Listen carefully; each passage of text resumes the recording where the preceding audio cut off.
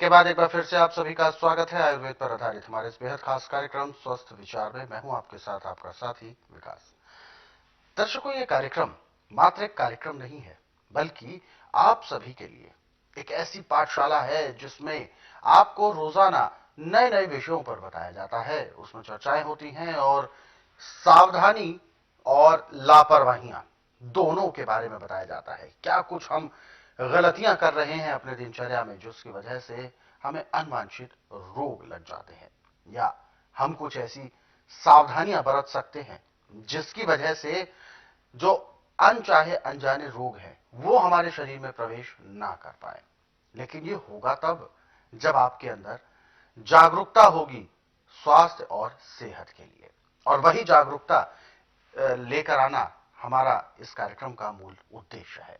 और साथ ही साथ आपको बहुत सारे नुस्खे उपचार बताए जाते हैं जिनकी वजह से आप अपने अन्य रोगों को भी जड़ से दूर कर सकते हैं। प्रतिरोधक क्षमता को बढ़ाने का क्या है मूल मंत्र, इस कार्यक्रम के माध्यम से आपको बताया जाता है। और इसीलिए हम आप सभी से अनुरोध भी करते हैं, जब भी आप इस कार्यक्रम को देखने बैठे तो कॉपी और पेन जरूर लेकर बैठा करें। जो भी नुस्खे उपचार आपको बताए जाए उनको आप लिख जरूर लिया करें।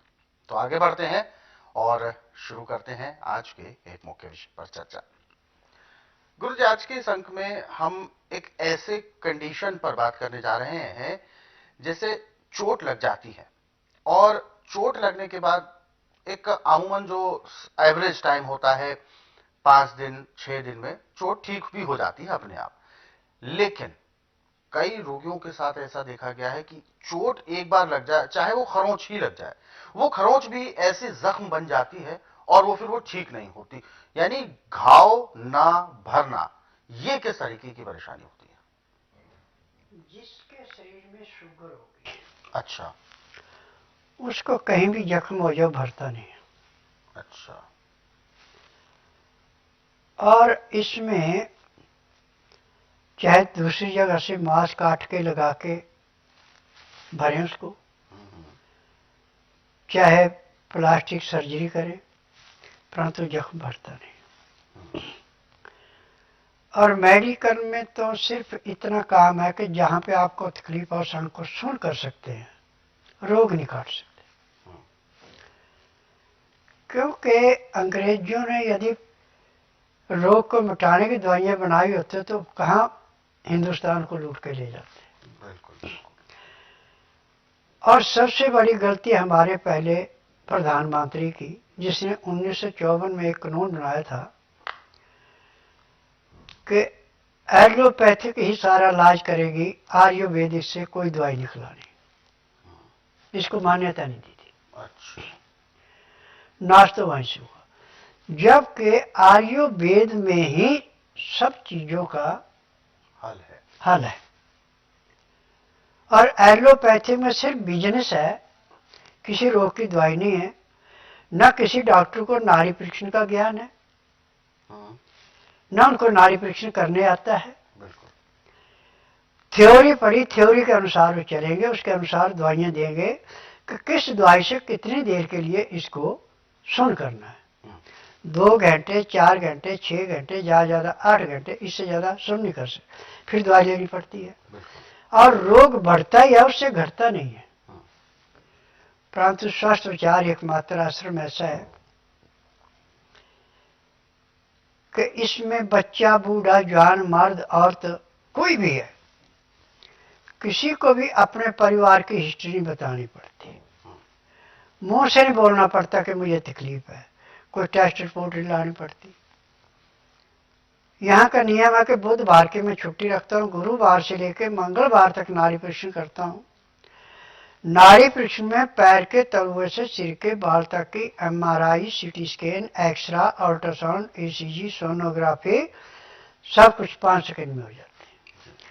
फिर उसमें जो भी कमी शरीर के अंदर पाई जाती है वो दवाइयाँ दी जाती है। दवाइयाँ होती है जड़ी बूटियाँ, मुझे 10,000 जड़ी बूटियों की पहचान है जिनसे मैं दवाइयाँ बनाता हूँ। और ये दवाइयाँ रजिस्टर है, पेटेंट है, इनका साइड इफेक्ट कोई नहीं है। और मेरी अपनी फार्मेसी, उसी में दवाइयाँ बनती हैं। और मेरी दवाई सिर्फ उसी रोगी को दी जाती है जिसका नाड़ी परीक्षण होता है। बिना नाड़ी परीक्षण का किसी रोगी को दवाई नहीं दी जाती। अब टेम्परेरी रिलीफ के लिए आप ऐसा कर सकते हैं कि जो जख्म आपका बढ़ता जा रहा, घट नहीं रहा, 5 गाजरें मीडियम साइज की ले और मिट्टी के बर्तन में थोड़ा पानी डाल के ढक्कन दे के उनको मुलायम करना है। एक गाजर को तो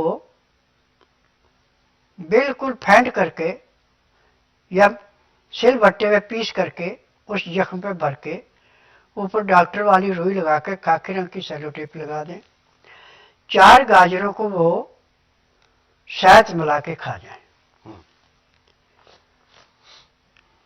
तो 24 घंटे में जख्म भरना शुरू हो जाएगा और जो उसमें तकलीफ थी वो तकलीफ नहीं रहेगी। और जैसे उसको टाइम लगे फिर नाड़ी परीक्षण कराएं ताकि उसकी शुगर जो है जिसकी वजह से सजा उठा रहा है वो सजा भी खत्म हो जाए। और शुगर की दवाई आज पूरे संसार में मेडिकल साइंस में तो बिल्कुल नहीं है, वो तो सिर्फ बिजनेस है।